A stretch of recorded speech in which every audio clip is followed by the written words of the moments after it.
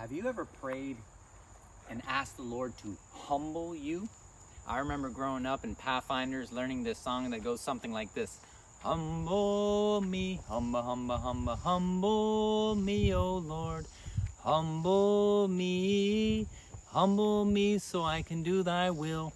Now, it sounds really nice. It sounds like a really nice sentiment, but the scriptures never tell us to pray and ask God to humble us. The scriptures command us to humble ourselves before the Lord.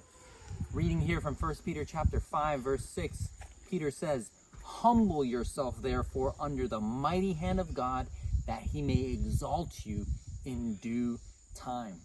Now, you might be thinking, well, how in the world do I do that? Practically speaking, how do we humble ourselves before God?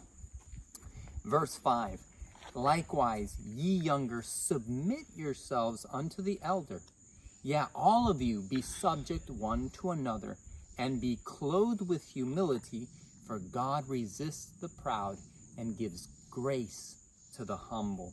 So one practical way that we can humble ourselves before God is by submitting one to another.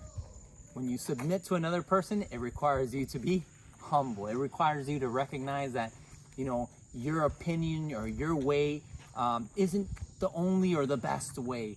And by giving the other person the opportunity to lead, we are humbling ourselves before God. The second thing that we find in this passage is verse 7, "Casting all your care upon him, for he careth for you."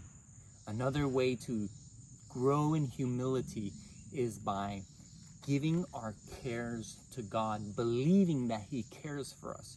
You see, the humble person is willing to depend on another.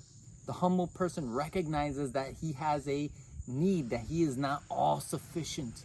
The proud person takes care of himself and doesn't want to give up the control to anyone else. These are two simple and practical ways that we can humble ourselves before God. Do it because God gives grace to the humble and he resists the proud.